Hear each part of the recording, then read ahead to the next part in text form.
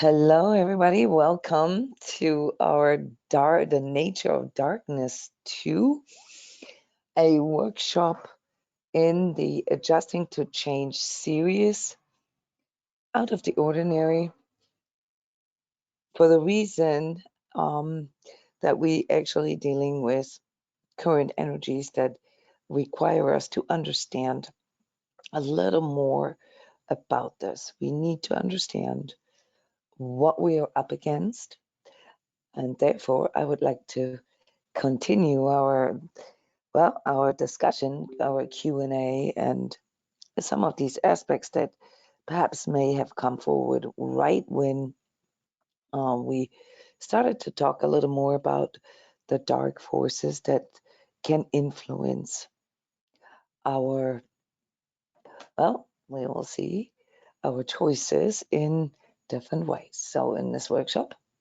we are going to have this continued discussion about darkness. I hope that you guys have a lot of questions.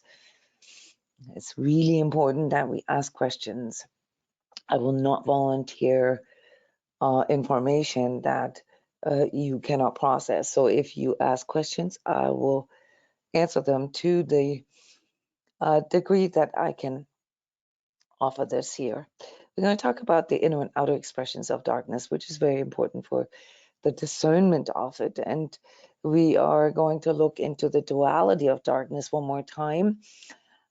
This is the part here that I have addressed in many other webinars before, that has to do with the rubber band, or the back and forth, or the left and right, or the extremes, okay, that basically surround us, and between which we feel that we are sort of fluctuating, that we're constantly flip-flopping back and forth.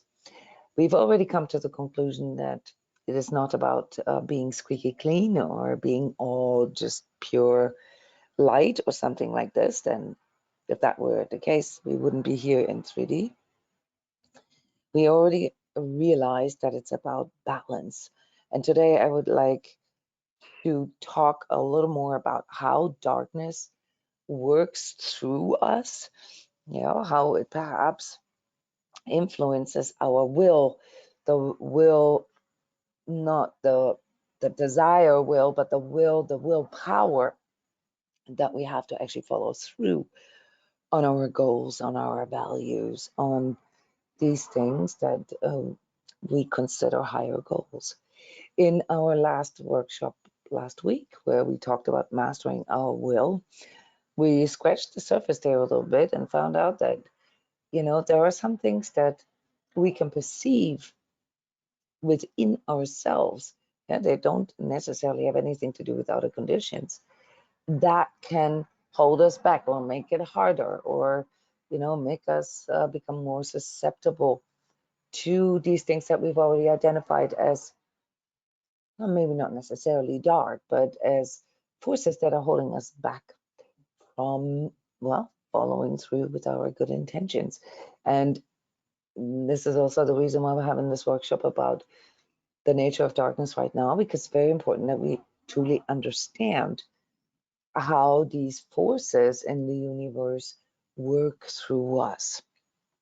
And then we will also look into the karmic perspective a little bit. There were some statements that I made in the first webinar that, should actually make you ask about, such as the presence of darkness increases the light. Those are very complex concepts that cannot really be answered in a satisfactory way if we look at the world in a dualistic way, meaning, there's only light and then there's no light, or there's only the good guys and the bad guys. That kind of worldview, and with it the power distribution, like I don't have any power, and all power lies on the outside, needs to be illuminated for us to fully understand how these mechanics in us work both ways.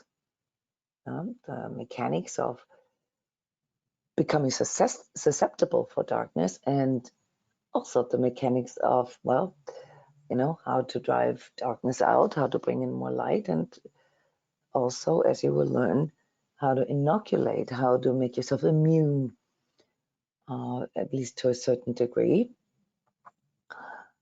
for darkness, because when you understand what kind of darkness and what kind of mechanics these darknesses, I don't want to call them all beings or entities because there aren't, but what mechanics grip in us, to even bring them into expression through us. This is very important for the discernment.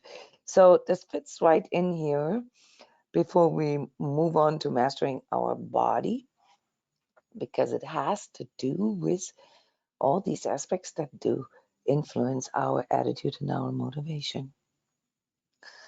All right, did anyone here submit questions that I was unable to retrieve them? That's why it took a few minutes longer. I could not have access to them. Did anybody submit questions? I just don't want to miss any, especially those of you who actually went through the effort to come in here today. Okay. All right. So I hope that I did not miss them. So please, if questions arise, please post them in the forum that I will create specifically for this webinar. Yeah. So some of these special workshops that we do, they're not for everyone, they're like a closed group, only available to Sacred Self-Healing members, because there's a certain lingo, there's a certain literacy needed to even understand the level in which we talk about these things. That's the only reason. Some of these concepts about light forces and dark forces are very transfigured and often also misused by, for example, New Age. And therefore, I do not really want to chime into this populistic view, but rather give you guys a more, well, scientific or spiritually scientific view, so that you can form through your own inner experiences, your own opinion. So I'm not actually sharing opinions here. I'm sharing from the perspective of my own experiences with myself as an soul self, like you guys are, and of course as an energy healer who has been doing this for now nearly 20 years as my profession. So let's have a look at some of the fundamental aspects here that we need to sort of assume, okay? And if you haven't watched our discussion about the nature of darkness, part 1, then I'm not going to go all the way back, to break it down. Instead, I'm going to refer to it, and therefore, if you have the time, you can go back and listen to it one more time. There always is something new in things when we listen to it with a new set of insights. You may have noticed this already. The first workshop was 2 hours long, and it was in discussion format, and there were a lot of new terms in there. And mind you, we done this like over a year ago, this webinar. So there may actually be things that you see completely differently now than you used to. So we are assuming that we have a fourfold or fivefold nature as humans, and with it also ways of perceiving reality. And that is obviously our physical. This is the 3D, dominated by the survival instinct. By the drive to live, basically programmed into each and every of our cells.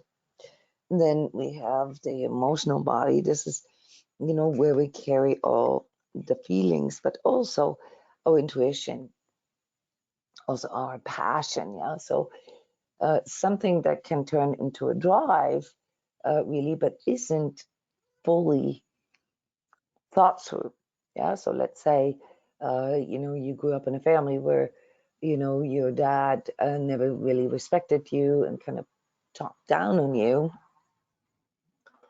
down to you, then you may develop a drive in life, yeah, to trying to show it to others, trying to show it, trying to prove it to your dad or father figures.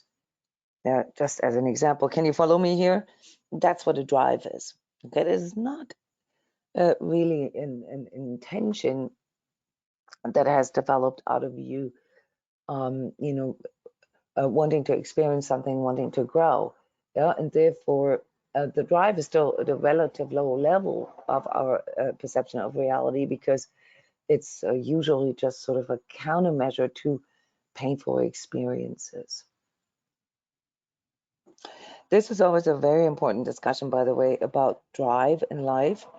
Yeah, so I can only encourage you to actually contemplate this. How much in your life has actually been determined by some painful or negative experiences in your childhood when you were younger, okay? And therefore, really still, you know, have to do with what happened in your childhood, and not so much what you truly want, but what sort of came in based on what you don't want. All right, so this is always a very cool thing to uncover, because we realize there's a force in us and it makes us do things. Now, further, we have the mental body, yeah, the mental aspects in life that come in through, obviously our knowledge, our learning, our intellect, our cognition, our intellectual learning, and that can influence us through the mental constructs and the beliefs that we develop, such as this and this is good, or this and this is bad, or like one must be in a certain way, and one cannot be in such a way, or even things such as I am bad or I'm not good enough. Those are all things that belong into the category of mental constructs. Now, you're not born with those, but there's a certain level of conditioning that takes place.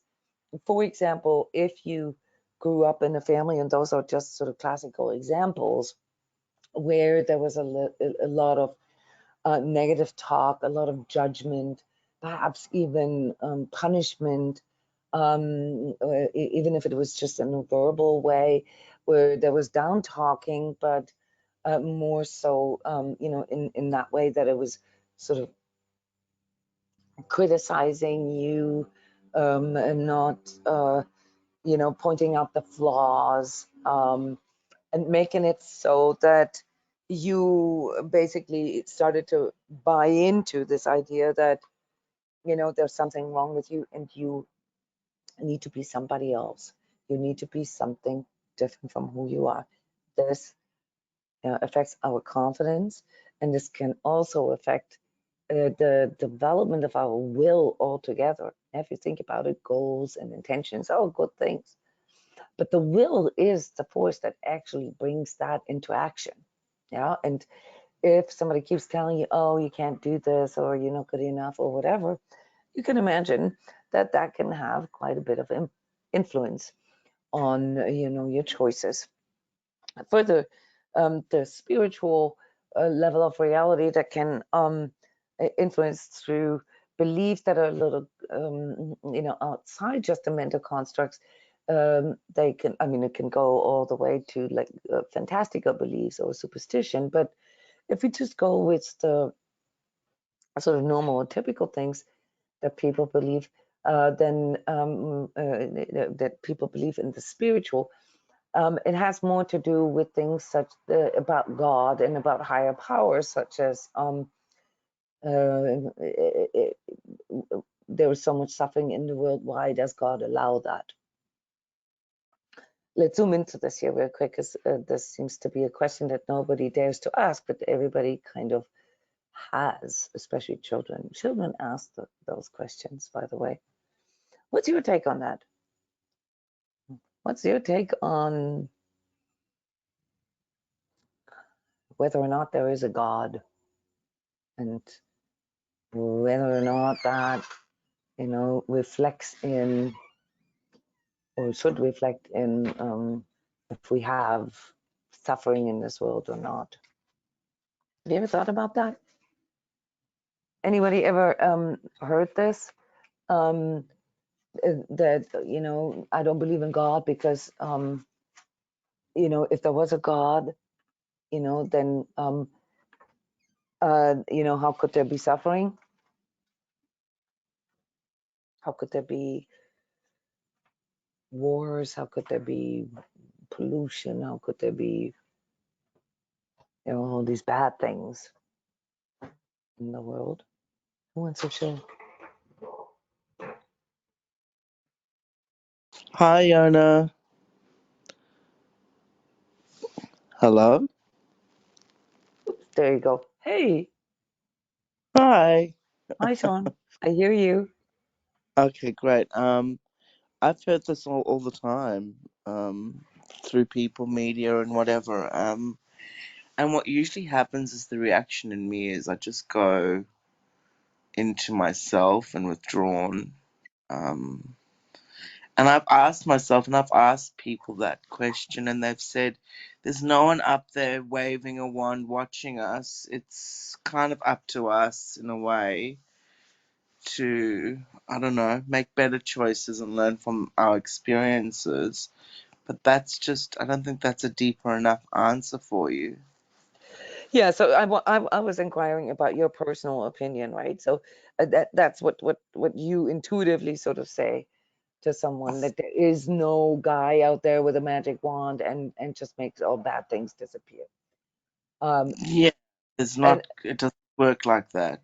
no, it doesn't work like that. And I I mean, have to be a participant in it. I have to mentally, physically, and emotionally participate in some level, to be able to understand it and feel it for myself and not from an outside source.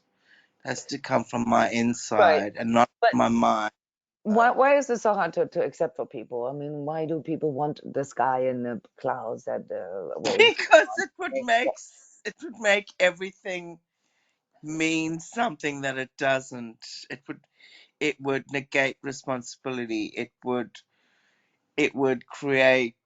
would make fear and everything more than it actually is in some cases. Or would Because I eliminate believe, fear, right? It would eliminate pain. It would be easy.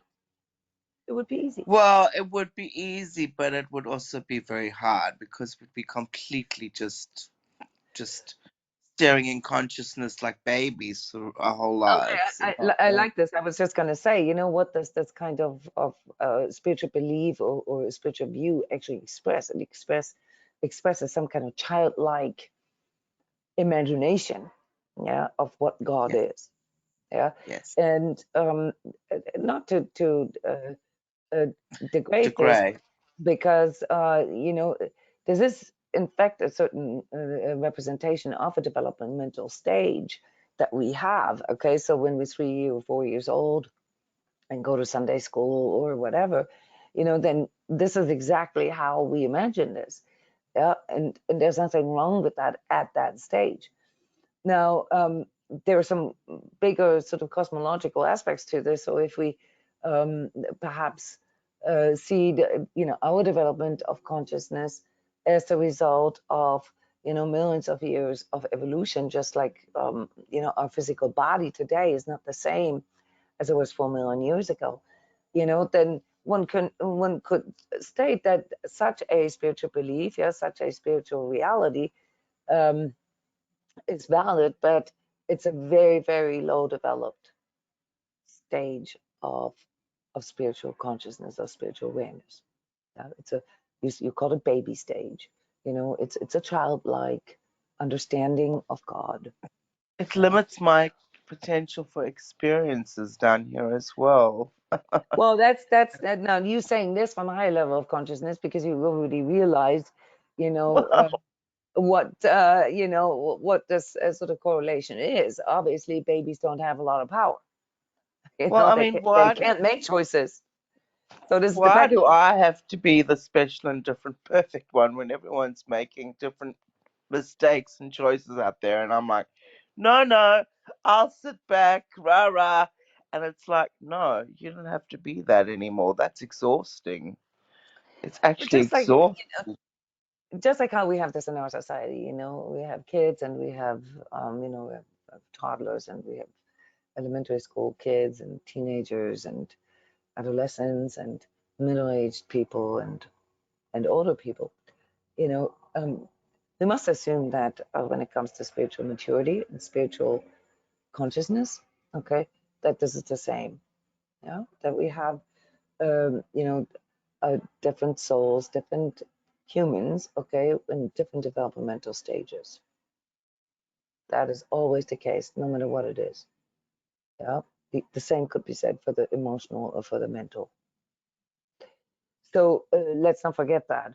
Yeah, the reason why I brought this up is just that I want you guys to understand why there's such a strong draw or pull toward this childlike version of spirituality. Yeah, because it does not require the person to do anything, or like you said, to step into any kind of responsibility. Yeah, and if somebody chooses that, then we have mechanisms in play that ensure that this person still does a minimum amount of growth. Do you guys what we call that? What kicks in when a person does not develop their own soul consciousness and their own self responsibility for their choices? They become unable to function or No, some people don't. I mean, some people have a really good life. It's not that. But if you are not participating in those choices, yeah, in goals and in values and integrity and so forth, actively yourself, yeah, if you don't make these choices, yeah, who does? someone else outside of you. Okay, so there's a strong externalization that occurs as a Mm-hmm. consequence of It having a affects childlike my spiritual. internal. Yeah. Hmm. So So you it affects. you actually become powerless. You actually do become Yeah. powerless, just like an infant is powerless, or a baby, or a toddler that can't really make many choices on No, their you own. get conditioned to becoming, oh, I can't do this, rah, rah, I give up, emotions get high, this and that. And then if you think about it, it's like, no, you're just over or undercompensated. You should have just been more honest. But And you're trying to fix it. We're still talking about the yeah, phenomenon, why it is, and also why it's so common. Okay, so let's talk about how to fix it in a little bit. Okay, we first need to understand why there are so many different versions of spiritual beliefs and what these actually tell us about a person or about their consciousness level. Yeah. So the idea that there should be a God out there, metaphorically spoken, that makes everything happen and that could eradicate all suffering and all struggle, yeah, is a very immature kind of spiritual belief. It is sort of an infant version or a toddler version of spiritual belief. And I don't mean this in a judgmental way. On the contrary, it says you need to understand that is what people say who haven't really thought a lot about this, who haven't really internalized or contemplated about how these forces and universal laws function. Okay, so the idea that there's a daddy somewhere, yeah, and it's usually a male figure, who is in charge of everything, yeah, um, that is a childlike view, and that's totally okay. But that's exactly what it is, and the cost for that is powerlessness, because if we give up our powers to some kind of outer authority, yeah, now as a baby we don't have a choice, but as a grown-up we do. Yeah, then indeed we become powerless. Yeah, that's one aspect of that. And the other aspect is that if we see, and you mentioned this, so this is the part here that you um, that you picking up on, and I figure that this is a part of your own self-healing journey. That when you allow that to run your beliefs, okay, now this is important, then it will basically, manifest through these other layers into your physical reality. That is very important. We talked about this in the karmic manifestation when we did the darkness one, because there it was from the perspective of karma. So when a person does not take that opportunity to step into his own power, his or her own power, and rather wants to externalize it, and that's their choice. This is okay. Yeah, this is just a testament of where they're at there. That's totally okay. They still have a purpose. They still have, sort of a task to fulfill here in this lifetime, which, by the way, is not up to us to determine. Yeah, not everybody has the same task. And even if it is the same task, it can happen on different levels. What do we call the force that then makes sure that this person at least has a minimum of learning experiences, a minimum of growth? Think of it as a repeated lesson over and over and over again until you get it. What do we call that? Karma. Calm. Yes. Okay. So karma is basically sort of a divine failsafe. Yeah. That if the person does not develop self-awareness, not just a psychological self-awareness, but the spiritual self-awareness, yeah, where the person begins to ask questions such as, who am I? Why am I here? Where did I come from? Where am I going? What do I want to leave behind? Those are, you know, our most profound spiritual questions in life. Yeah. And if a person does not ask these questions, karma will be served for the purpose of this soul being, yeah, that is incarnated in 3D, to have a minimum level of growth. Which then leads to us needing to ask, well, wait, I mean, who does this? Okay. So let's go back to the view, the spiritual view of God. Just to throw that in here. It is quite possible that, and we know this from other areas in life, that there is something like a microcosm, macrocosm, and as above, so below, kind of mirroring. What if all the suffering that is occurring on the planet, that we experience here as humans, is nothing but karma? Anybody ever thought about that? Not necessarily our individual karma, but our karma as human group soul. What if the karma is necessary for us to grow? I mean, if you look into the history of mankind, there are some pretty obvious repetitions. In fact, all the wise people say, history repeats itself. Look into history and you'll know the future. Is that actually a true statement? What would you say? No, because it's coming from one person's perspective. It's not based on anything that's actually going on other than what they're seeing and experiencing in. Well, there's something to it though, right? I mean, There is. let's pick one. Um, Let's pick one topic. What is one topic that you can see in the history of mankind that has and is repeating over and over and over again? good and bad. No, a little more historic, like Okay. Sorry. No, I mean good and trying. bad, yeah, sure, but I mean, how does it express? What's the outer expression of good and bad? Or so Religious wars? religious wars, uh, Domination, yeah. wars altogether, wars Mm. altogether. Yeah, like the purpose of a war is often disguised. For the most part, wars are about resources, but religion is used as a front. At least in the old days, that was used as motivator, right? As motivator. Yeah, but we now know, for example, about the Crusades, that most of that was really about gathering riches. Yeah, and even the Roman Empire, or the Napoleon, the French Empire, and even the German Reich, the Hitler Germany. It was all about resources. Why is it about resources?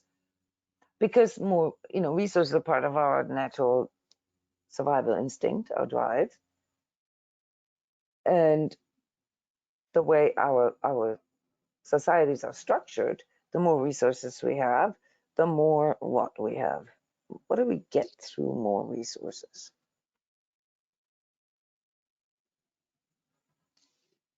Think of resources and money. Control, opportunities, Yeah. status, Business perceived, power. or Yeah, perceived powers that aren't yeah, actually real. exactly. So there's war as a repetitive pattern. Yeah, Exclusivity. and yeah, you could summarize it all as power.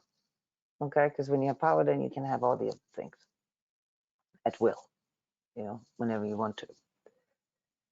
So what humans have been doing, yeah, for I mean, in this organized way, it's only been happening for like 2,500 years in this organized way, right? With armies moving and stuff like that.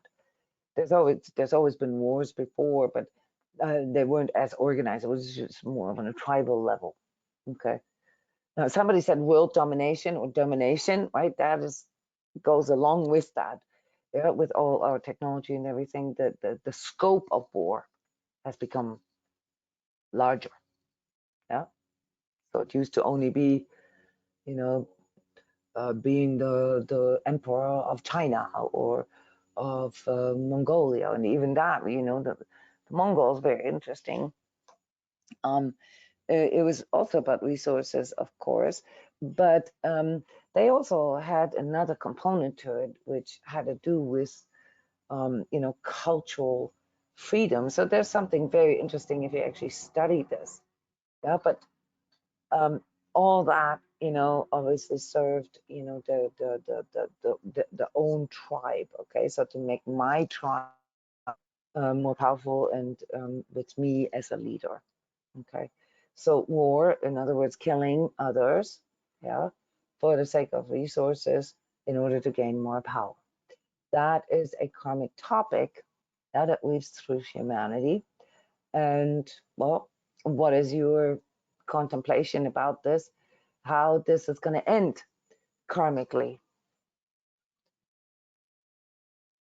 Pretend you God and you look at it at humans making more over and over and over again, and well, seemingly not really learning the lesson. What happens if we do not learn a lesson? It repeats. Okay, and what else? It comes into our faces and our lives even more intrusively. Mhm. Then karma becomes more and more powerful. It becomes greater, the whatever the suffering that comes with it, or the cost of it becomes greater until until what? Until when? We mature. All right, until we mature. How do we mature? Oh, it's important for Well, us to you realize. make the same mistakes and the same outcomes, and the levels of pain are not decreasing, you kind of start going within and saying, hey, something's that's the amiss here. phenomenon. That's how karma works. It just keeps repeating it, and the Yeah. pain gets bigger and bigger until what moment? I don't know. For me, it's until my heart just taking over more than my mind. And my externalizations are not matching up anymore with my internal. Think simpler. Until we can't take the pain anymore. Anybody ever been in this place in their lives that they've done something over and over again for a long time, be it a toxic relationship or a shitty job or, you know, an old car, it could be anything. When were you motivated to change that? When you had enough. Yeah, so true. And that is in the nature of humans. All right. And that is what we call ego, because ego is tied to karma. Yeah, ego, just like karma, is the psychological failsafe. If a person does not develop the motivation, to step into self-responsibility, then they will create sort of a false reality made out of narratives, made out of illusions and delusions, that allows the person to continue doing their stuff. For example, doing the same thing over and over again and expecting different results. I don't know if you can hear the hook here, but that is something that comes from the ego as a form of insanity, as a form of delusion. Yeah. Until the person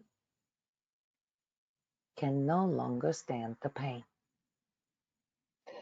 Or, and this is the interesting part, if you really investigate this, until something new comes along, a new idea, a new perspective, maybe some kind of event, something that gives a person hope, something that, gives the person more courage, all right, to finally change something, to finally muster the energy it takes, and the strength to follow through on, say, corrections or changes.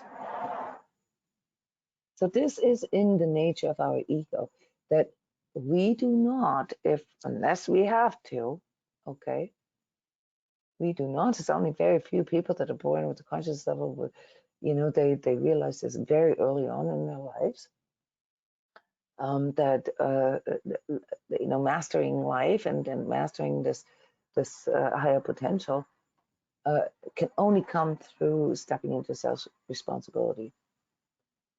Because we all are kids at some point in our development, most of us get stuck in that childlike view of life.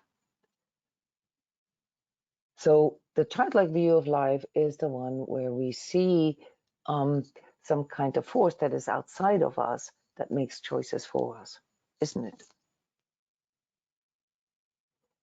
After all, that's a reason why people run to, astrologers and psychic people and tarot readers and energy healers, for that matter. Not so much the healers, but more so the spiritual visionaries. Because the belief is that there's something on the outside. I mean, back in the days of the Greeks and Romans, it was called fate, right? That there's something predetermined, that if we just tap into that, we don't really have to do anything. It's going to come about, right? So where would you see that kind of attitude to life? Is that an active participation, as Sean proposed? Yeah, this idea that there's some kind of fate or destiny that we have, and that all we really got to do is seek it or try hard enough. Or how No. does that work? Let's Look, discuss this. for me, if I may say, waiting around for signs and things that, like, you're just waiting, you're just playing with yourself, really. But then going out and forcing your will is actually hurting yourself. So there's a balance between the two that kicks in, and then the figuring out, actually the feedback comes back, and then the response that I give is changing, and therefore my life is slowly changing. It seems like that's what's happening for me. Is the more So you I'm don't just believe applying. it's all predestined, and all you got to do is wait for it to come to you. Is that what you're No, saying? no, Okay. it's Well, not gonna. Sean, may I ask you honestly, were there times in your life where you kind of thought that? Yeah. Um, Hello. I'm the poster okay. child for that. All right. Anybody here who had phases in their lives where they believed that, you know, be a twin soul, or be it, you know, some kind of, you know, quest or whatever that is predestined, and all they really got to do is wait for it to arrive. Anybody? Raise your hand. Me. Yeah, me too. Me. Yep. Okay. So, and there's more me's. And why do I know that? Because that's typically why people come to me in the first place. Okay. But that has to do with the integrity of the healer or visionary, because honestly, you know, there's nothing wrong with seeking. Yeah, seeking is the first impulse that allows us to actually explore our higher potential. The worst is if people get stuck in this apathy, you know, of not doing anything and not recognizing that there is a need to do something. So you said something about seeing signs everywhere, or, you know, those kind of things. Those are all passive. And this is something that you really need to understand, because it will help you greatly in discerning, you know, these spiritual streams and schools and groups out there. Yeah, because they all have a certain life view that they propagate. And instead of going into like the details of you know, whether they're propagating alien gods, or you know, I don't know, pagan gods, or some kind of matrix or transhumanism idea, instead of going into the detail and the content of that, I suggest, I would recommend that you investigate whatever is being propagated based on the life view, yeah, that is being expressed. And if you look at the slide here, you can see this. Most of you know this slide really well, but maybe in a different context, namely in the context perhaps of consciousness levels. I want to look at this now more from the perspective of spiritual teachings, spiritual kind of grouping, or something like that. All right, because this is one of the biggest threats, honestly, that we are looking at here for the next years to come. Yeah, the the rise of perverted spiritual ideas, religions, and groups. Why am I saying that? Because there is a sort of a cosmic impulse, as I called it this month, coming in, yeah, that drives us to investigating spirituality and spiritual concepts.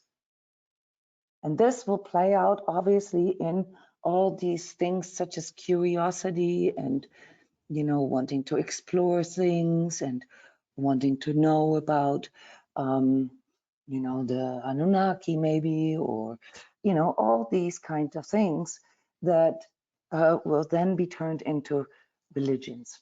And many of these are coverted dark forces that are playing into this impulse that people perceive, to explore spirituality. And that's really, really important that we understand, that the impulse itself is the impulse maybe comparable to, when you become a teenager and you first start asking yourself questions about, the world or relationships or such things. We are now at a stage of development where we need to ask these spiritual questions.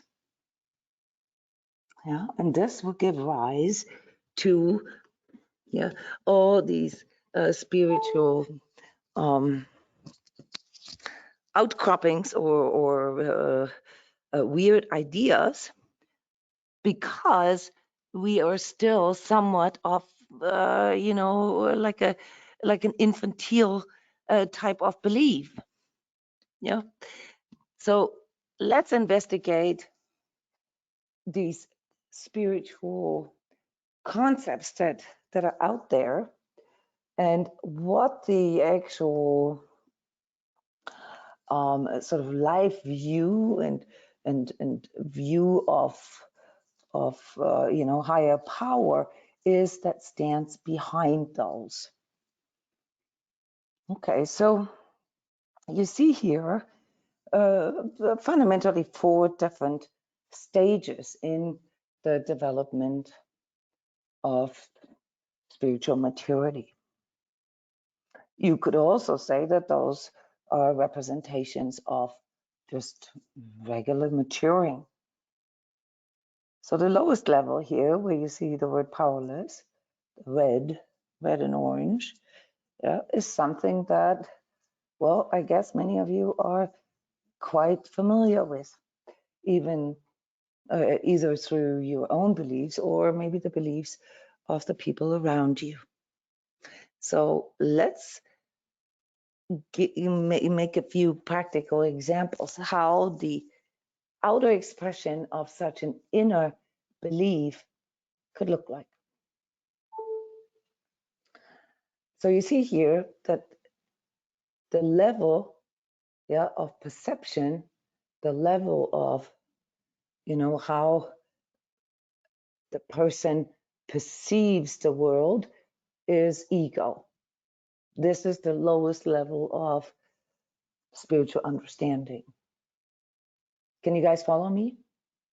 Yeah, it's the lowest level because it recognizes sort of the own self, very, very, in a very fundamental way, not very sophisticated.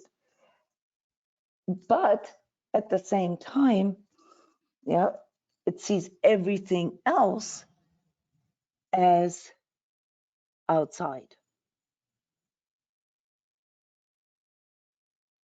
It sees the power to make choices, the power of, like how the planet develops, how their own life develops, how their relationships develop, how,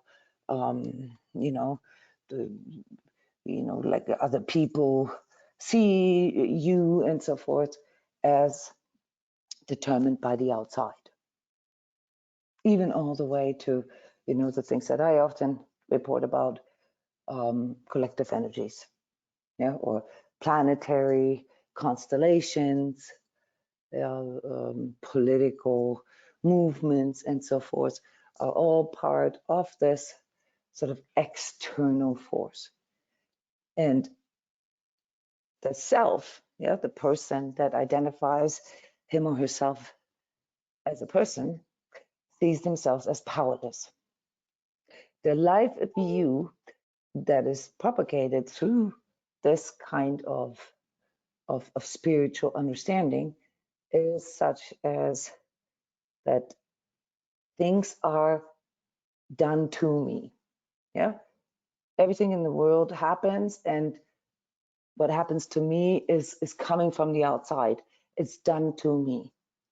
Why is this happening to me? For example, very good example for a question that comes from someone who sees the world through the lens of powerlessness and externalization. That it's an ego view. Let's make some examples. Who of you is familiar with those kind of life perspectives? Things are done to me. Anybody ever been in that state?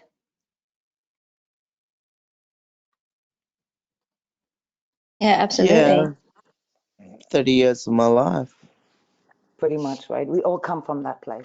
Okay, we all come from this place. It's very important to recognize. So when you meet someone who says that, don't judge them. It's really just them being there and never really haven't thought about it. Okay, so this is an awareness making process that has to happen actively. Yeah, where we ask ourselves, is this really true? Yeah, am I really powerless? Is this really so? Yeah, that things only happen to me. Yeah, and it really requires just a little bit of self-reflection, yeah, to realize that this is not the case. The many choices that we're making in our life, yeah, that determine, sort of the path or the direction things take. So it's just unreflected and unaware. Yeah, it's unconscious. This is what we call unconscious. So if a person stays unconscious, their life view will fundamentally stay externalized. Yeah, this includes all people who are bickering about political systems, this president, that president, this government, that government, about humans are so bad, or God is so bad, or whatever, the school system is so bad, or the traffic rules are so bad. Those are all statements that become an outer expression of an inner attitude. Now, is there maybe something in our society, you must ask, that makes us stay in that state? That's an interesting question, right? I mean, when we raise our children, at first, obviously, we tell them about all the rules and we say, you can't do this and you can't do this. And yes, I allow you to do this. So there's a certain truth in that the child perceives the world as externalized and determined by the outside. But then, we want the kids to grow up and become more independent, and we want them to take responsibilities for things. We want them to, I don't know, take care of the pets, take out the trash, empty the dishwasher, clean up their own room. Yeah, and then we want them to, have some kind of academic degree and go out and make their living, right? So as parents, we realize, that it is important that our children grow into their grown-up potential, which is, ultimately becoming their own person, independent. So we kind of nudge them a little bit, right? That's how it goes. We first, sort of need to take care of them. Humans need 20 years to mature, so there's a need for us to actually do this, because we wouldn't be able to survive physically without this parental care. But then we gradually wean them off our parental care, gradually, give them more tasks, gradually, make it harder for them, if you will, so that they can grow. Every single study that has been made about what investigating what makes people happy, what makes people resilient, yeah, what gives them sort of a good confidence in life and a more positive outlook of life produce the same results, and that is continual moderate adversity. In other words, constant pain, just not too much. Okay, so when it gets to a certain level, above a certain level, it will start to become traumatic. Trauma can then pull the person back into their infantile state. Not that all trauma makes people become childlike, but there's something about that, because when we experience too much trauma, it interrupts our natural propensity to grow. So unconscious humans are simply just humans who have not yet made that step into independence. Now, what is this independence? Here comes the next level, the yellow, lime greenish level. Yeah, that is signified and dominated by the linear mind.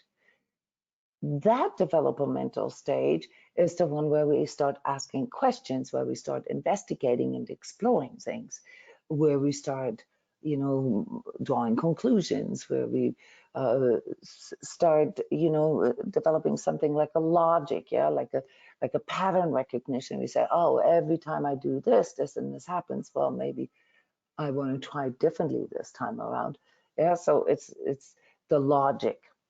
Yeah, so logic is something that we develop in this sort of early adolescent time, yeah, and then between 20 and 30 we add more knowledge to it. So this is basically sort of the modern human, is the mental human, is the human that is fundamentally, or defines him or herself fundamentally through his or her mind.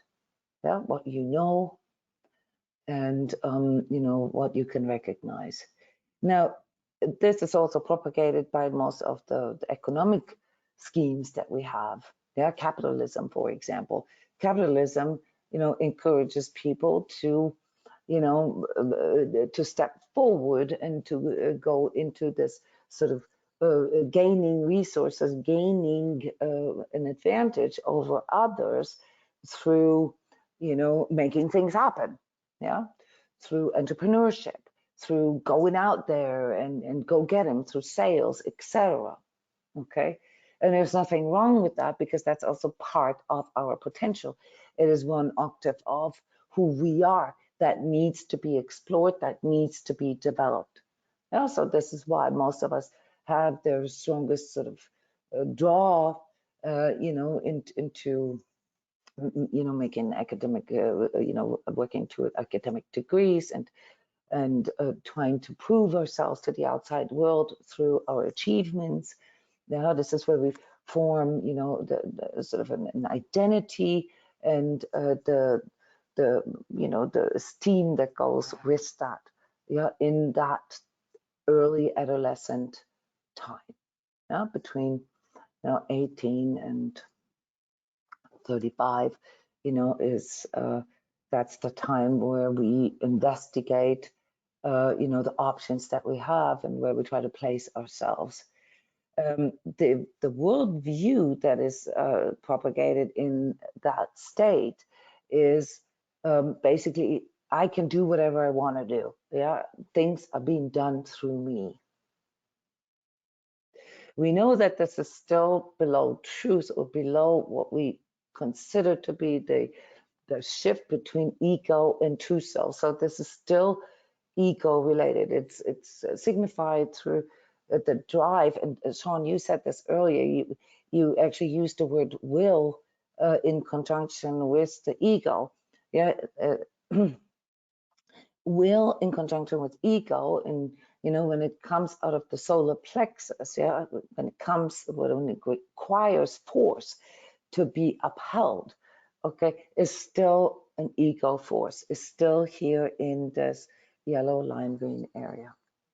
That's very important to understand, because the willpower yeah, the true willpower, yeah, to follow through and act on, and then perhaps also becoming able to go as far as transforming, yeah, our karma, yeah, like, recognizing what our karma is, recognizing meaning and purpose.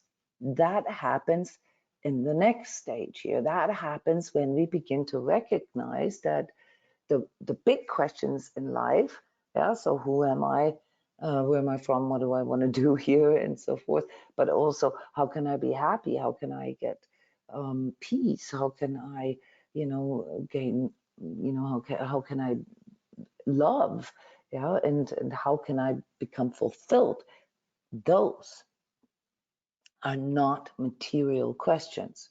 So the first two, the ego and the linear mind, yeah, the ego mind, as I often call it, or the body mind, both of them together are tied through the physical senses, yeah, the emotions, and the brain mind. Okay, and they are based on the physical reality, on the material reality of life. Someone who starts asking questions about fulfillment and love, true love, not the fundamental basic wanting to belong somewhere. Yeah, that's a lower level of love, but the higher levels of love, true connection, yeah, true healing, true empathy, true abundance. Yeah, those are questions that have to do with spiritual reality. So here is where you see that a bifurcation takes place, a split takes place in humans, namely between those who fundamentally only believe in a material reality and those who believe in, a material reality augmented by a spiritual reality. Yeah, there is something out there, perhaps even things such as karma and so forth. So all these kind of concepts that have to do with reincarnation and the purpose of life and so forth, they start coming into a person's awareness at this stage of consciousness development. Yeah, and we start to realize, oh, there's a higher power here. Yeah, not just a childlike a version with the God sitting in the clouds and the magic wand and making things happen, but there's a power here that is so vast and so big, yeah, that it can move galaxies, that it can permeate the entire universe. And this is then where we become able to move beyond the mind and begin to actually discern truth for real. Yeah, like what is the bigger reality here? And this is a really big shift in a person's life. This is where, this is the cusp here where we're all, as a human species, if you will, as a human collective, where we're standing right now. We are currently getting the impulse, not you guys, because you got this impulse prior to the majority of people. But this is now here, the time, which is why this is such an interesting time really to observe, where the sort of mainstream, yeah, the big majority of people are suddenly getting this impulse to explore spirituality. And again, here, the reminder that this is also what gives, sort of the breeding ground for all these outcroppings of spirituality, many of which we've already experienced if we've been here around the spiritual corner for a while, in form of New Age and these versions of esotericism, that are just really made up. Yeah, where there's maybe a kernel of truth, maybe like 5% truth, and the rest is all made up. Now, why am I saying that? Well, we're coming now to the next level of development here. So once a person recognizes that there is something like a spiritual reality, they also recognize that they are a soul, that they are fundamentally a spirit being that is having a 3D experience. And that changes the outlook on life entirely, because now you realize that, your spiritual, your 3D life is merely just a small phase of your life.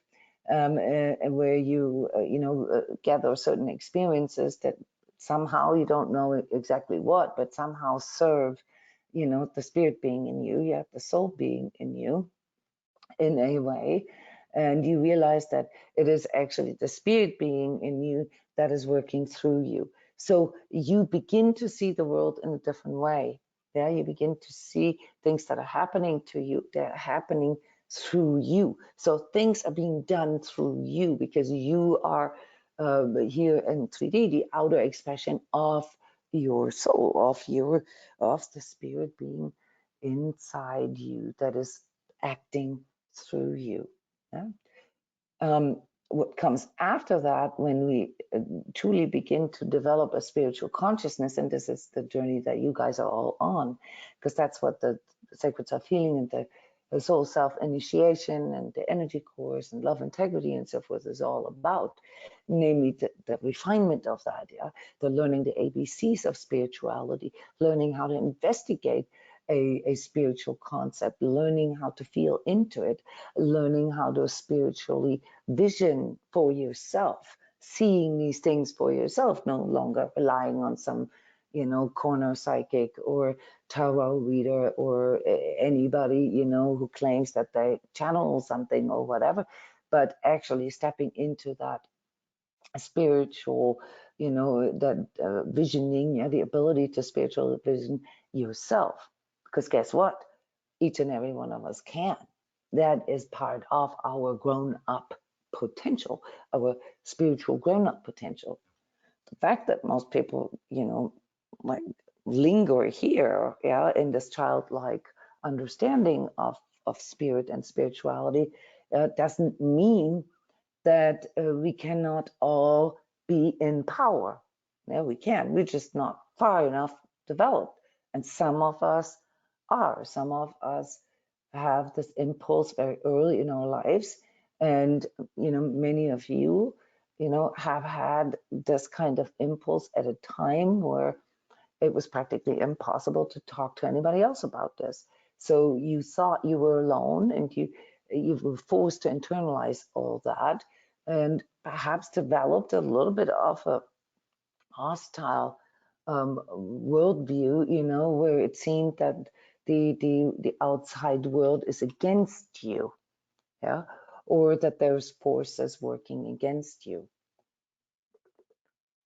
And this was probably not entirely wrong, but latest now, as you are connecting with more and more people who are, let's say, feel free and safe enough to discuss and talk about their spiritual reality, like we do here on a regular basis, you begin to realize something. Let's talk about this a little bit. What happens when we step out of the woodwork and begin to, really discuss spiritual views and spiritual concepts with others? What happens then in us? What happens to our life view? What happened to you? It changes, it expands. I realize that my vulnerabilities are not exclusive just to me, that other What do you mean? people. Your pain is worse than other people's pain? It's just joking. Who would like to Yes! dispute that? But the most beautiful thing is when I take that away, when I can, and take away the story, people can be quite understanding in their own way without taking it on, without me taking on their stuff either. It just becomes a flow. It's not a Yeah, but me it requires against quite a bit you. of discernment, right? I mean, it takes a little bit of weeding out. It's not everybody is really willing, or able to do that. Yeah, to not judge you or not, perhaps, shun you or misuse you. Yeah. So if somebody is in that lower state, yeah, in that ego state or linear mind state, okay, then that kind of vulnerability that you just mentioned, um, is easily taken advantage of. Isn't that what has happened to most of us? Yeah, or it's totally ignored as if I'm totally nuts. It's like Right. totally ignored.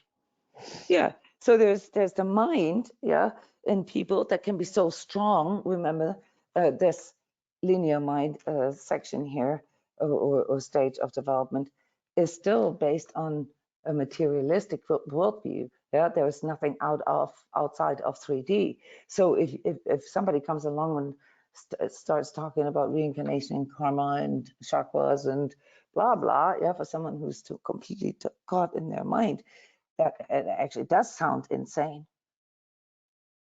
It does. So keep this in mind, guys.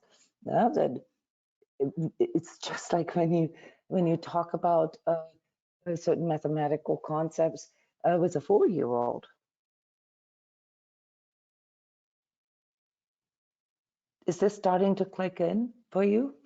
Yeah, that these different developmental stages of consciousness also lead to having a different life view, a different way of perceiving reality. Right.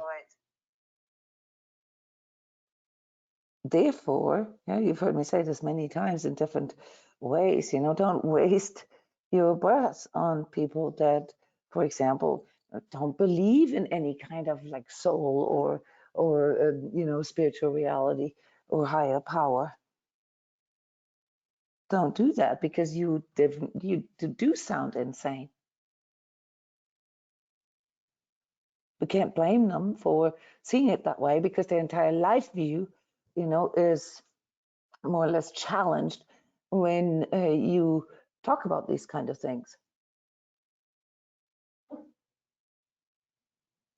Is this kicking in now? This is a very, very important prerequisite for understanding the nature of darkness. Yeah, Because that is actually not discerning. dark. It's not dark. It's just not conscious. Yeah. Which means there's In them or in us? Sorry, Jona. Is that enough. in? It's a limitation that others have. Okay. Okay, thanks. They cannot see that. They cannot see the world you see it. It's like we talk it octave, because it's not that they're bad people. It's just that they don't have the consciousness that allows them to even contemplate these concepts. Can I add something in here, Jona? Yeah, please. I'm not a very religious person in any way, but there's what's that quote from the Bible that kind of just came up for me now when you're saying that, is, what is it? Something like, forgive them for they know not what they do. They don't have the consciousness to see in the same way, so you can't judge. And this is, by the way, also where most of our relationship problems come in, because we often fail to accept that. That's so true. I didn't even think of that. Thank you. We want the other to be, just as conscious as we are, or we assume they are. And this is the biggest issue, especially in New Age, because there's so many people running around and, throwing all these words around without any deeper understanding whatsoever. Yeah? The moment they sit in the car and drive through traffic, and somebody honks at them, they turn into road rage, and their entire rest of the day is ruined because of somebody who honked at them. Yeah, that is not a very mature spiritual understanding. Yeah, so please keep this in mind. Never judge. Yeah, this is very important for your understanding of other forces, because it is only those forces who are trying to force something, yeah, who are trying to basically exert their power onto you, that are doing that. And now we're sort of starting to get the segue here into finally talking about dark forces. And I've called the workshop the nature of darkness on purpose. Yeah, because I didn't just want to talk about dark forces. I wanted to talk about the nature of darkness. Yeah, so how does darkness come into our lives? Well, let's just answer, here the question, what comes after realizing that there is something like a spiritual reality? Yeah, this is still a long way from us realizing there is something like a higher power, that there is something like a soul being in me, a spirit being that is working through me. Yeah. And that's usually what we call enlightened or enlightened states. And those enlightened states are the states where we not only understand, that there is a spiritual reality, but that we understand the mechanics of that spirituality. We understand how it all works. That doesn't mean we have it all figured out, but we have we have the highest level of consciousness when we recognize what these powers are that work through us and around us and the entire universe. Now, how can we ever understand the powers in the universe? We really can't, at least not for as long as we are caught in this physical 3D body with the physical brain. Even with our heart consciousness, we can also, only get snippets of that. But there is a way for us to recognize the forces that, sort of make the universe go, the forces that bring everything that is conscious into being, into existence, namely by, understanding how it works in the smaller, and then recognizing in the sense of, you've probably heard this many times, this holographic understanding of things. Holographic always means that the whole information is contained in the smallest piece. The other word that is frequently used to describe this is fractal. A fractal, is so. Let me give you a metaphor here before I use more words on trying to explain what holograms are or what fractals are. You guys all know these little hologram bookmarks? I have one of those. That's why I like using this as an example. Do you guys know what I mean? These little hologram bookmarks that when you turn them a little bit, a different picture appears. If you cut this hologram, the bookmark into tiny, tiny little pieces, well, if it was linear, you would only see, that part of what you cut off. But if you do this with a hologram, right, and you cut this into a small, let's say 1 centimeter by 1 centimeter piece, you'll see the entire hologram just on that tiny little 1 centimeter by 1 centimeter piece. That's not like a pizza that you cut into pieces and then you have like, 1/8 of a pizza, like how we are used to been taught, but mechanical nature science. So mechanical materialistic science, mechanical science, and Newton and Copernicus and so forth, regards only the solidity of things. And so if I have one pizza and I cut the pizza in 8 pieces, then of course I have 1/8 of a pizza with every piece.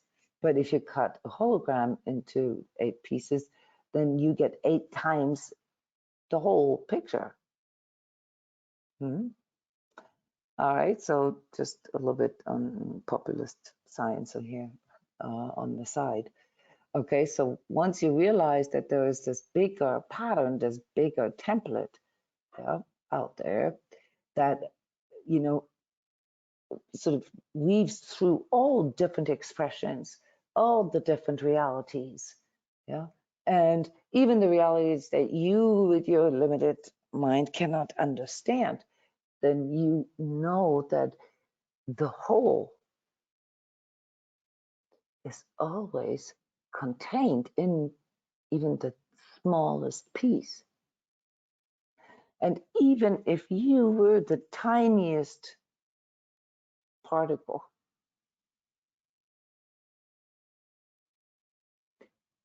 then in you, the whole would be contained. So this is how you need to understand divinity. This is why, we can make these statements such as, the divine in you yeah, or the divine spark in you, the divine in you is true. You are the holographic or fractal expression of the divine. Yeah? Even your pinky finger is that. And therefore, yeah, and this opens up a whole new perspective on life. Yeah, you begin to see that truly everything is possible, even beyond 3D limitations.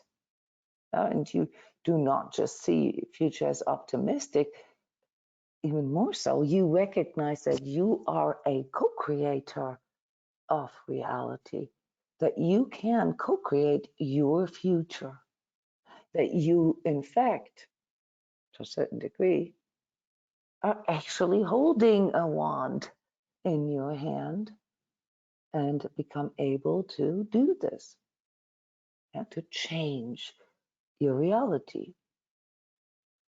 But because you went through all these stages here, yeah, these training programs of initiation, you also know that this wand cannot just make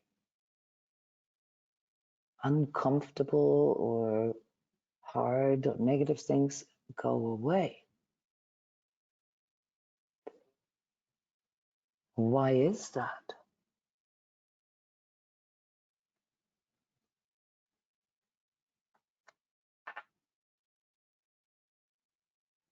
That's outside of me. I can only alchemize it if I choose, and that's a choice.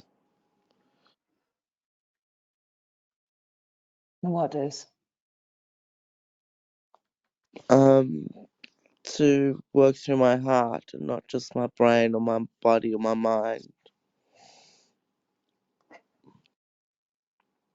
Why can you not just make bad things go away?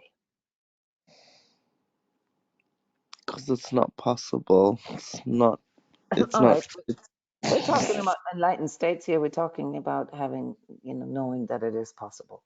Okay? okay. So zoom yourself into that for a second. And you have the wand in your hand. Why can you not just make quote unquote bad things go away?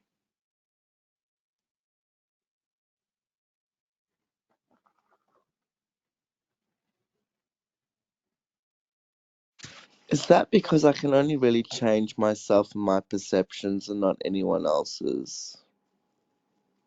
Well, that's, I mean, obviously along the way, that's a necessary insight, but why can you not just make bad things go away? Just think of the bad things in your own life. Why can't you, if even if you had the power at this stage of consciousness, where you recognize that things are done as you, which basically means that you co-create of reality, why would you not make bad things go away? Why would you not choose that? The ego would, obviously. The ego would say, of course I would do that. I would make myself win in a lottery and I would live forever and I would have never any pain and everybody would love me and I could pick whatever partner I want. But here you wouldn't choose that. And you're in power. You're not choosing that. Why? We just talked about this.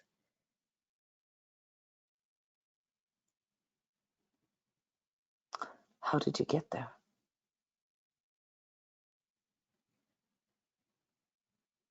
By trying to avoid all of that, and then by starting to not have to avoid it, it's like it disappears. It's not what it was, what I thought it was.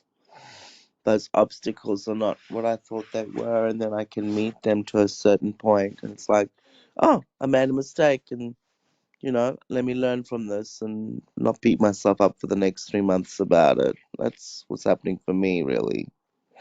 Who would you be, Sean, without your pain? I would be a very selfish, awful person that You think so? Yeah, probably. I think after everything with my childhood, I would have definitely followed my father's footsteps, which is not good or bad actually. I Mm-hmm. wouldn't have been fulfilled, and I would have created more lies and illusions and just distractions that I didn't need in the first place. So there wouldn't be this deep understanding of something even when I'm not sure of it. I wouldn't have that. So if you were this like super wise, enlightened parent, which so it sounds wasn't, so let's just put him out of the equation. But if you were this sort of enlightened, well-meaning, conscious parent, and you want your child to develop the highest level of consciousness, wouldn't you want your child to go through a certain level of adversity in order to, just to using your own words, to have that fully internalized own experience of your own consciousness, your own choices, your own power?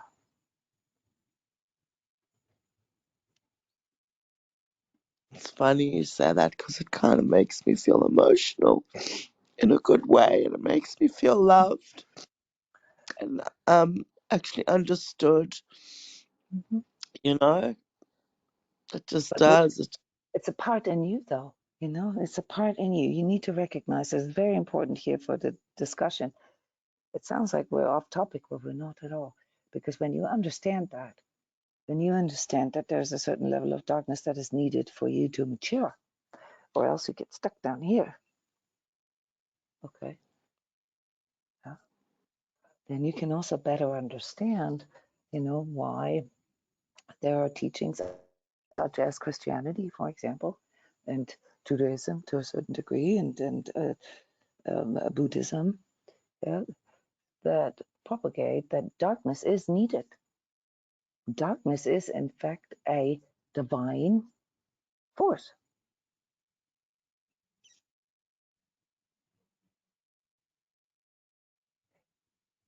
coming from this, you know, enlightened, super wise, yeah, all knowing parental force that wants these human babies, these human, these human soul babies to grow optimally. And obviously, this happens in different dimensions. So, in the dimension of each individual's life, as well as an era, as well as an epoch. Yeah, those time, it's fully, the scales that we're using, from seen from a spiritual perspective, don't really matter that much. Whether it's one life or 100 lives, whether it's 1,000 years or 10,000 years. Let's say the spiritual journey of a soul, yeah, from this sort of human baby to this enlightened being, takes something like maybe 10,000 years. And we are just sort of one single experience, yeah, in the whole entire sort of array of solar experiences, yeah, that our soul needs to go through in order to become enlightened. And some of us have started this earlier. Some of us have, already had, many lifetimes, and some of us are younger there. We've just now started that journey, maybe 1,000 years ago. You know? But the important part here is that whatever it is, yeah, that we are facing, whatever it is that comes in our way, that hinders us to reach our higher goals, such as love and fulfillment and healing and abundance, has to do with overcoming it. Has to do with us learning ways, even if it takes us 100 times, until we figure this out, to overcome it, to overcome adversity. So psychology is very clear on that it is the overcoming of adversity that not only matures a person and brings resilience into a person's life, but also what makes people happy and fulfilled.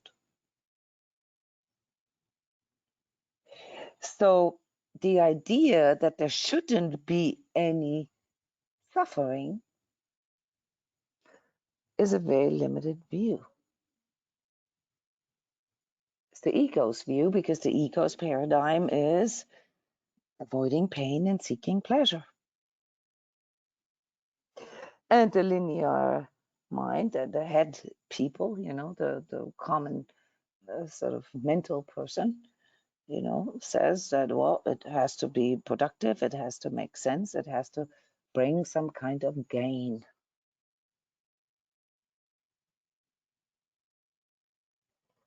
And the person that you know, recognizes that there's a spiritual reality, you know, at that point, not fully able to discern spirituality, just recognizes I am a soul with a body and not a body with a soul. And, you know, there's something like energy and there's something like spirit and something like a higher power and so forth. Again, you know, is still at a very early stage of recognizing the nature of it all. Yeah, which means that, you know, you on one hand, you don't no longer believe that it's all just about physical pleasures, you know, and feeling good. But on the other hand, you know, you still find yourself in that conflict that you have to contend with 3D, that you have to contend with the materialism around you, yeah, and that you, well, like it said in the Bible, that you have to become able to turn stones into bread. Yeah? In other words, make money. So someone who discovers the spiritual reality and begins to recognize that things are happening through them is starting to feel something else, something other than just the senses, yeah, and the sensuality, yeah, the feeling good, yeah, like the ego does, or, you know, the materialistic satisfaction of needs and gaining resources. It's also beginning to understand that there's more than that. There's something like a heart consciousness, as you just mentioned. There's something that can move the heart, something that can make you feel the warmth of a soul, something that goes beyond, you know, any of the physical pleasures and, you know, the material security. This is where most of you guys are. You seek that beyond, because you already know it exists, but you don't quite know the mechanics of it yet. And so many of us, myself included, you know, have a lifetime, yeah, where we kind of flip back and forth. Either we focus on the material and, you know, focus on the satisfaction of our 3D needs, yeah, and comfort and security, or we get pulled into addictions and pleasures and the sensualities of life. Yeah. Or, you know, and this is where most of us get stuck. Yeah, we don't quite yet what the purpose of all that is, and get stuck in seeking. Yeah, we don't quite understand that it is actually our pain that got us here, and that is the one that gave us the strength and the power, yeah, to transcend the ego and the linear mind. And now it comes, guys. Guess what these dark forces do?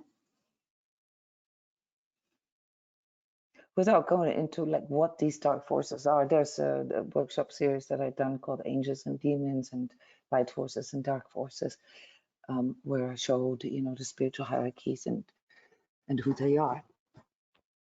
But I really want you to understand the nature of darkness and how it operates. on what level it operates. There are dark forces that operate on the level here of ego, yeah, on the level of comfort and sensual feelings, yeah, desires. There are forces that operate on the level of the mental, the materialism, the 3D, the effectiveness, the performance, the productivity, and also, of course, the loss of that. So the fear of dying, the fear of losing money, the fear of not being validated by others, the fear of being made fun of. Which is here in the pure ego perception, it's all just about the fear of,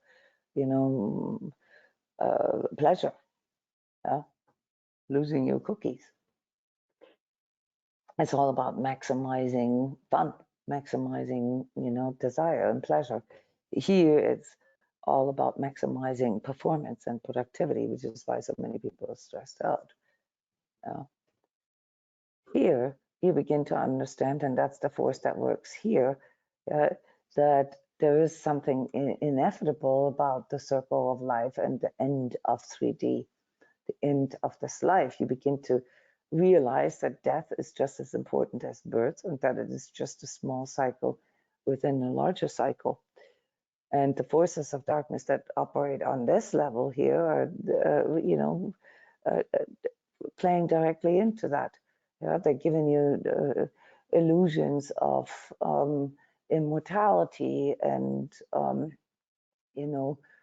some kind of cosmic kind of legacy, okay, that you have, changed the world perhaps, or that you have, that you can overcome the fear of dying, through all sorts of, life denying things, really. This is, these are the three main dark forces that we are surrounded by right now. And to give it names, in darkness, nature of darkness 1, I've already talked about the luciferic and the Ahrimanic forces. The luciferic being, basically the dark forces that come and play into your desires, to play into, the delusion of a better world. Yeah. Then the Ahrimanic forces that play into your fears of dying, the fears of loss of material things, that bind you through the 3D life. And the etheric forces, which are the ones that try to feed you with this sort of superhero, superhuman idea that you no longer have to really obey the divine laws, and that you can stand above them. And basically also that God made a mistake, and that, you can do better. This is something that we see here now coming in through technology really strongly in those last 4 years with the vaccine, that altering the DNA, creating a better human, making, the nasty parts of being human go away by augmenting the divine nature, downloading your consciousness into a computer and then cloning yourself, and then uploading your consciousness back into your clone. I mean, those are extremely perverted delusions, of these etheric forces that try to steer humanity into this, like, building a better world, on Mars, and we can let everything go to shit because it has no meaning here on Earth, and we just try our own world, and do a better job than God did, and deny our human nature altogether, because being human sucks, okay, and beyond this say gaining consciousness, there's nothing else. These are the three main forces that we are dealing with today. And these are the levels on which they operate, in which they hinder us, in which they tempt us, in which they produce struggles for us, resistance, laziness, and apathy. One of the biggest ones here right now, in especially the younger generations, forms of apathy. Well, there's nothing I can do. I'm powerless anyway. It's all gonna happen with or without me. Frustration, obviously, and also the desire to escape, the lack of motivation, and the lack of will altogether. So this is how struggle, works for dark forces. So by energizing these elements here that we all have in us, we are feeding darkness in us. That's very, very important to understand. We're feeding darkness through energizing these aspects in us, most of which originate here in this ego view, in this powerlessness, or the extreme opposite, sort of the megalomaniac, grandiose ego that says, oh, people are dumb and God is dumb and I know better. So guys, this is fundamentally the secret of understanding the darkness, the nature of darkness. You have to understand the nature of life and the nature of consciousness in order to understand the nature of darkness, because that is how these forces operate. And now we must ask the question, well, who puts these dark forces there? Why does God allow them? Are they like sort of villains and try to sort of usurp God, like it is in some of the movies? Or are there perhaps important middle management type of executors, okay, that help humanity to evolve?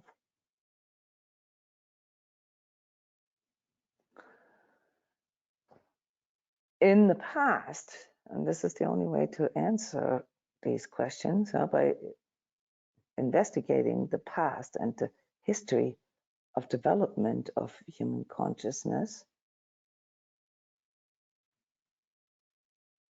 it was mostly, and this was up until, like 4,000 years ago, roughly, okay, the fulfillment of desires, the Luciferic. That's why we, hear so much about Lucifer, because, whether you believe in the fallen angel narrative or not, but it's a symbol. It's clearly it's a metaphor for, like the seven deadly sins. This temptation into the sensual experience of 3D. And then, around the sort of Roman time, you can see a shift there, and it becomes all about the material part. And then later, roughly in the 15th century, about the intellectual part, materializing divinity, making science God, with Darwin and Copernicus and others, who, by the way, came from a very high level of spiritual understanding, but were interpreted from a purely materialistic, matter-oriented perspective. In other words, nature versus nurture, like what we still see as sort of the biggest question in psychology, philosophy, and sociology, namely what determines, you know, how a human turns out.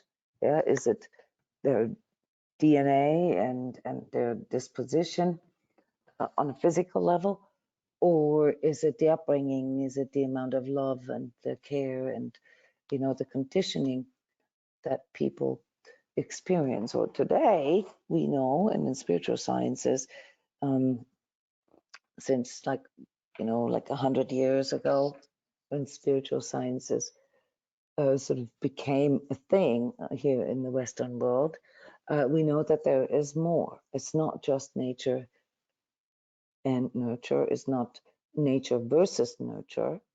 That's the dualism of the current scientific paradigm that sees it Isn't as it both? it's worse. It's both, yes, Yeah, and it's I've more. always felt that. Yeah, Thank you. but it's more. Well, the science has always been trying to determine what is more important. You know, is it your DNA or is it you know, your family, so to speak? Yeah, but now we Of know course. that there's much more to this. It's also your tribal inheritance. Yeah, like what kind of nation, tribe you're from. You know, like your ancestry, and your family karma, and the place that you live. Yeah, the minerals and the plants that surround you is so much more. Yeah, the planetary constellations, etc. So there's so much more that plays into this. Yeah, so the more we know, the more we realize what we don't know, namely how big the big is. Yeah, the bigger picture is so much bigger than we can imagine, and therefore, each time we uncover sort of another layer of that, yeah, we realize it's even bigger. So there's something like a universal sort of a divine plan, if you will, that you know, has all that already predisposed to a certain level, but seen from our personal lifespan, which is very short in the bigger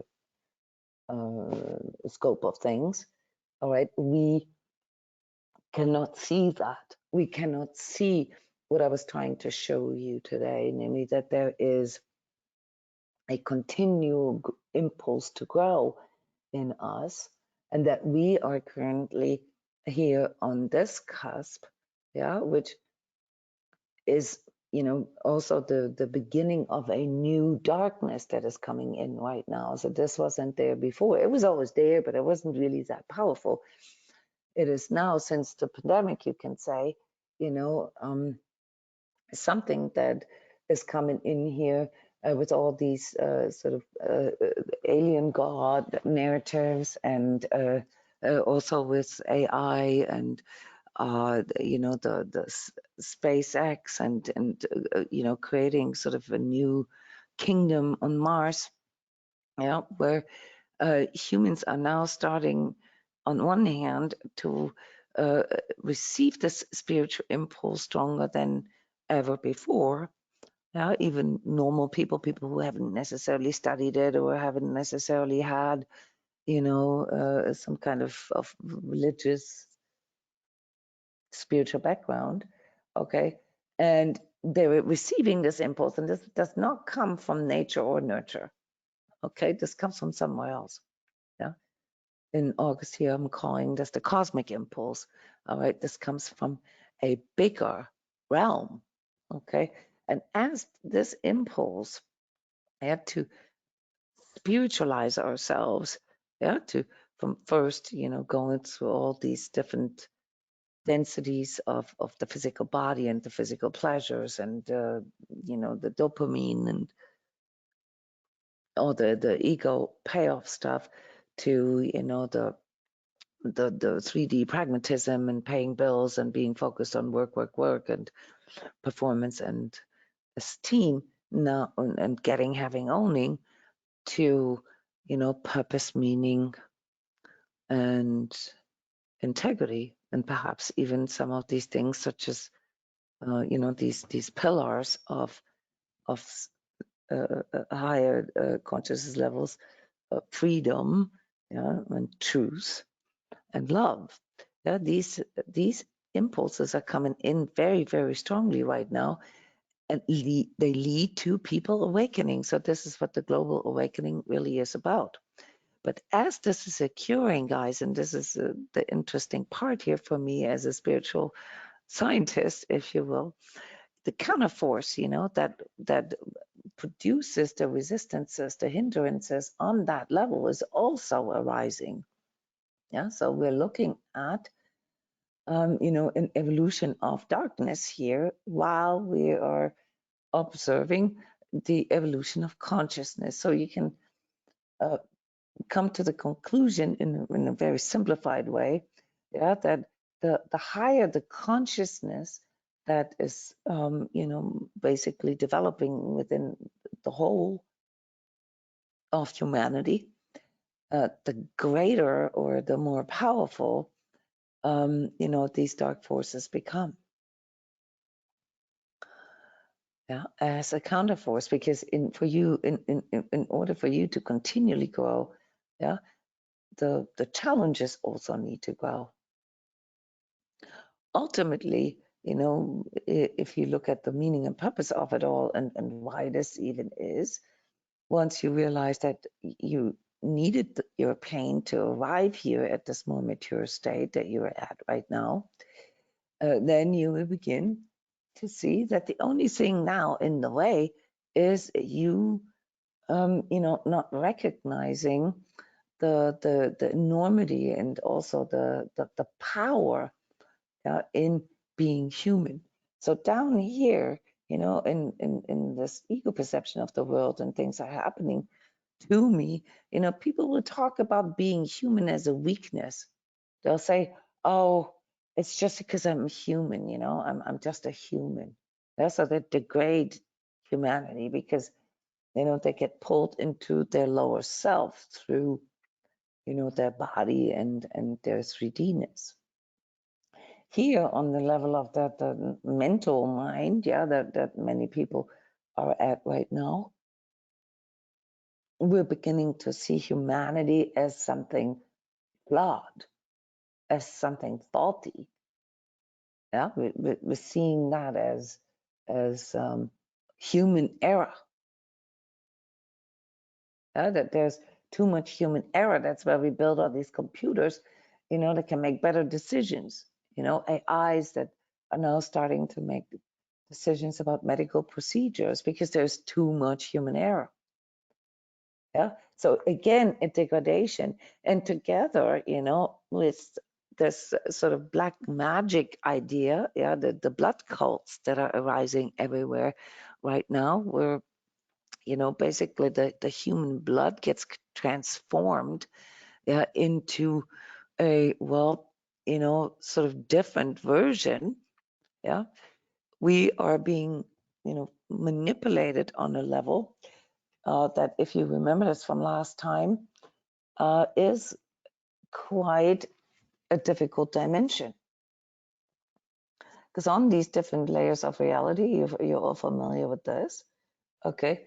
You will recognize that, anything that, operates on the level of blood, is going directly after your soul. Okay, so we now are versing a form of darkness. I call them etheric forces, ASURIC. You can Google that are after our conscious self, not just, our thoughts and our mental constructs and our beliefs and our 3D-ness, but our soul directly. So this means, that whatever these temptations, these hindrances and these things are that we encounter here today, need to be investigated as to the nature and what level they are attacking us on. And if someone has no or limited understanding of, these mechanics and doesn't know much about their own energy and what can tempt them and what can block them and so forth, well, then, we are actually quite vulnerable. So my intention for doing this workshop here with you today and giving you a little deeper insight into the nature of what you are dealing with is to empower you to understand that the knowledge and the skill to inoculate yourself, to avert, to sail through this and overcome these three different kinds of darknesses, in form of, we see them in form of phantoms or sort of lost souls or etheric dirt or agents of the matrix or reptilians and even to a certain degree aliens, the devolved souls of humans, and even full-on demons. Those are all expressions of certain types of darknesses that are after different things. So the Luciferic is after your light. Doesn't have its own light at once. That's what it feeds on. So all the people that project their white light out there and are so spiritual, they are feeding the Luciferic in them.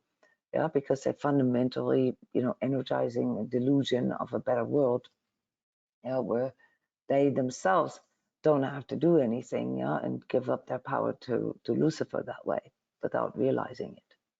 And then you have the people who are bound and caught in to the 3D, to the material world, that are 100% devoured by their fears of dying, their anxiety, their anxiousness, and their fear of losing material goods, which operates here on the gland level and the autonomous nervous system. Those are the harmonic forces, and those of us, not all of us, can perceive this consciously. Most of us do not recognize and cannot discern these dark forces when they work through you. That's why I'm trying to give you a little bit of an introduction here. Okay, but those of us, who are aware of energies and aware of our own soul being, and not so easily tempted through worldly pleasures, say, because you have formed spiritual disciplines such as refraining from certain things and detaching and letting go, and you've also overcome the pull into the material 3D, by facing all of that, so you no longer recognize this as a big threat. You now need to buckle, because what is happening now, and we've already seen this in the pandemic, is that we are now basically up against a dark force here, primarily, okay, that is after our soul. And how does it do it? It entraps our soul, through, this idea that we could be better than God, through black magic, through blood cults, altering the DNA being one of them, and, through just basically seeing humanity as a parasite, completely disregarding the purpose of humans here as the outer expression of Gaia, if you will, the physical expression of Gaia's evolutionary process, and seeing the bigger picture, of what it actually is that we are fulfilling here by going through this 3D light. So this is pretty advanced stuff, guys. And I really want to leave it here with you and rather ask you to contemplate these fairly new sort of concepts and ask questions, ask targeted questions as to how you can overcome this. And the workshop, Nature of Darkness 1, we talked about the the activities, the things that we can do as conscious humans, yeah, that can help us to get out of our own darkness, or the darkness that we attempted to feed, yeah, through mindfulness, nature connection, connection with spirit, elemental spirits, plant, animal, mineral spirits, crystals, sound, etc., wind, fire, and earth. Okay, these are all things that we can do, yeah, along with, you know, developing integrity, developing, you know, higher values, yeah, to inoculate ourselves from these dark forces. When you know what you're up against, you are basically already inoculated, because there's too many people out there that have no clue. So you become just too exhausting if you know what you're dealing with. If you actually know the name of the force, yeah, that is working through you, and you call it out, all right, then it loses its power over you immediately. And probably the most important way to inoculate yourself is to develop this heart mind that I always talk about, to connect your brain, yeah, your physical brain with your etheric brain through your heart consciousness, and recognize that there's much more out there than what your senses and your instincts, yeah, can inform you about. There's much more, much bigger battles going on there. So yes, there is a war in heaven, but not how people think it is.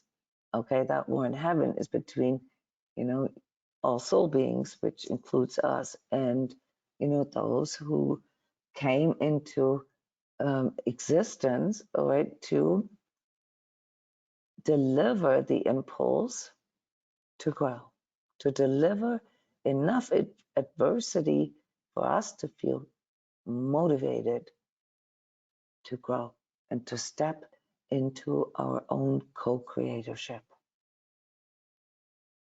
So this is then also the unveiling of the secret of manifestation. Yeah, how does manifestation work? Well, first we have to go through a little bit of a training program here. Yeah, we have to learn how to heal ourselves from our ego notions, and then we have to learn how to heal ourselves from those infantile spiritual notions.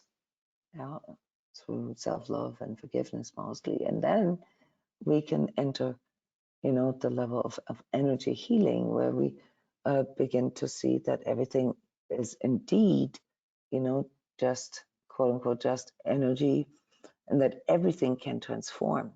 In other words, that we as humans can, are able to transform pain into love, and that is a very, very powerful ability. And these dark forces are put into place to help us refine those. How? Through challenging us, through tempting us, through making us impatient and frustrated and desperate and apathetic and lazy. Spiritual laziness is one of the biggest issues here in these years to come. Yeah? The naive spirituality and the laziness that comes with this. Yeah, not feeling, not experiencing, not really thinking it through, not making ourselves fully aware. So this is the gap that I try to close here today with our workshop. And I hope that you have lots of questions. Yeah, this is basically why I do this, because I want you to ask questions. So with the recording, and I will post this already into the daily sacred self as well as the current energies thread, you are receiving a link for our forum where we can keep all your responses together in one place and, you know, discuss, you know, these personal aspects. Moreover, for those of you who are really interested in the mechanics of the forces in the universe slash energies, okay, you can come to my 6-week energy course training, yeah, where we illuminate these mechanics, where we learn them, you know, from systematically, sort of from the sensual experience of life, yeah, to the creatorship in life. It comes with an online course portion with energy sessions and live trainings. We have a few people here who are going to be in the last training of their energy course here on Saturday. Does anyone want to give a remark about what this energy course has helped you to understand? Does anybody want to comment here for those of you who are currently in the energy course? Hi there. Hey. It's Cindy. I have never dived so deep into my spirituality than I have with this course. It's the second time I've taken this, and this second time it has been absolutely mind-blowing. And if you are interested in what we're talking about here tonight, we are going so deep into it with this course. It's I don't even have a word to describe it other than it is utterly amazing. So yeah. On which level does it primarily operate? I mean, there's an energy session portion, so there's training sessions that we do on our own, and then there's the webinar training, and then there is a portion with write-ups and charts and things like that. Cindy, how would you describe this? What would be sort of the typical person be that could be interested in that kind of deep understanding? It takes you from the very bottom level of your physical through all 5 layers so deeply, and so there's so much understanding that even myself, who I've been doing this for years and years, just making the connections even deeper, from literally the ground up, from your physical being to your emotional being to your mental being and your spiritual and your energetic, and it's all each one so it's You get so to know empowering. yourself in a whole different way, in a whole Yes, new. yes. Mm-hmm. It's a whole different dimension of self. I'll just say that. The whole thing. That's cool. Thank you, Yeah, Cindy. I'll I add would. to that too, Cindy. It's a deep dive into, oh, sorry, Jared, I've got a bit of a delay, I think.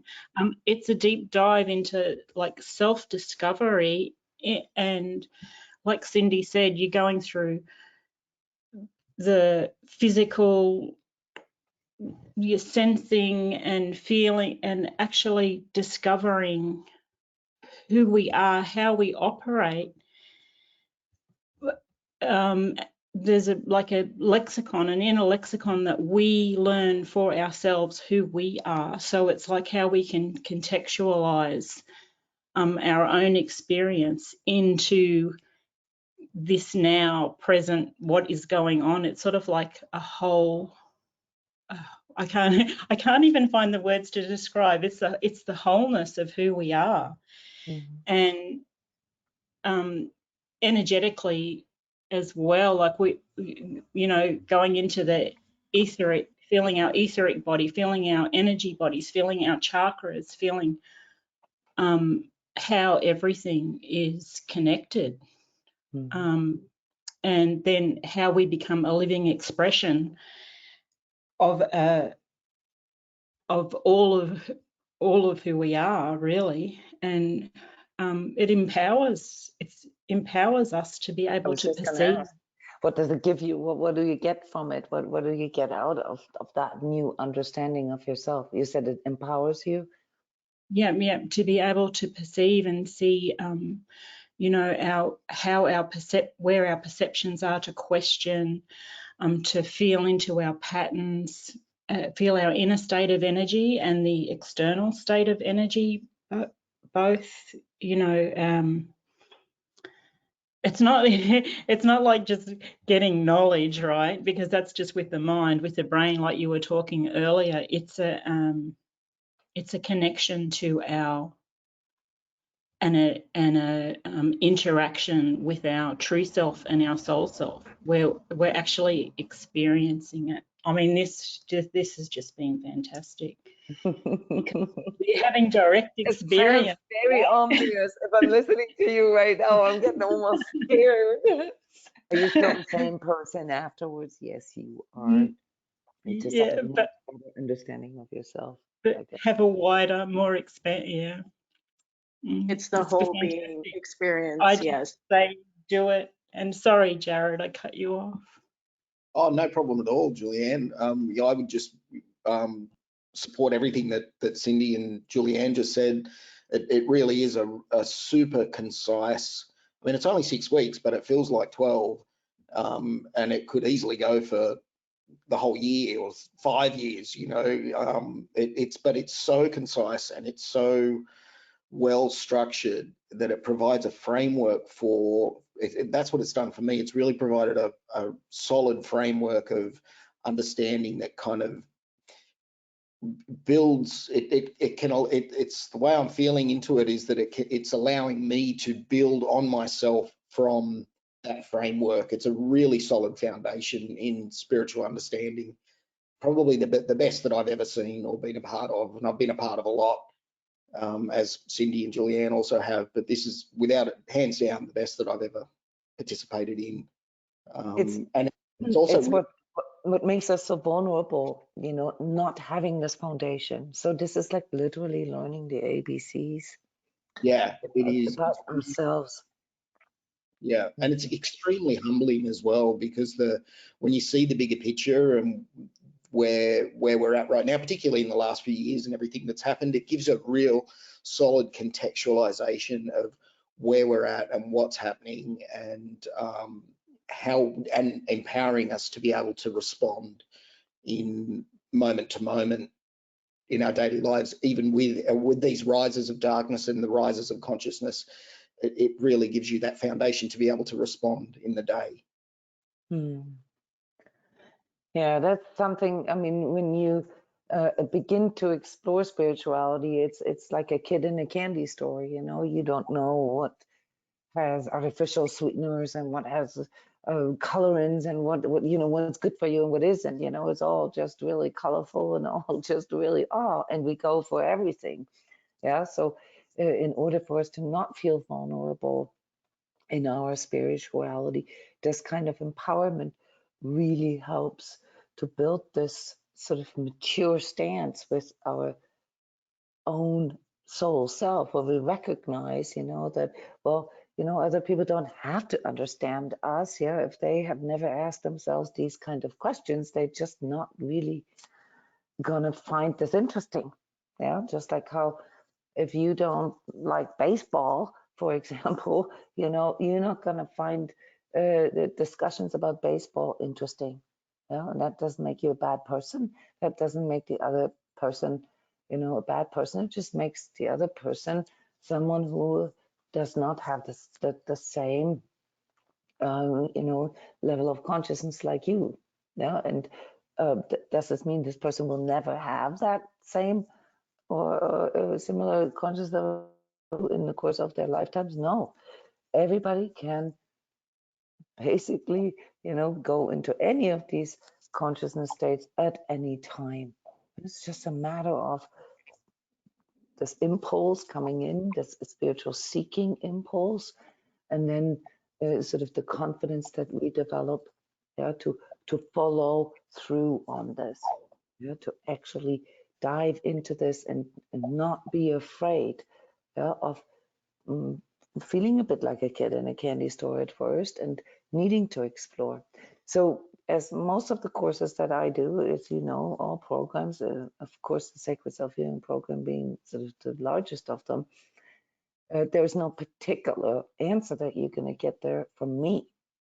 Like the whole point of teaching you self-healing and self-awareness, and self-discovery would be void if I would give you, the answer. So this is really about learning how to fish and not giving you fish. Yeah, so it's self-discovery. You discover yourself. Yeah, I just teach you the ways to do this and the ways or give you the suggestions, in how to interpret this, how to work with this.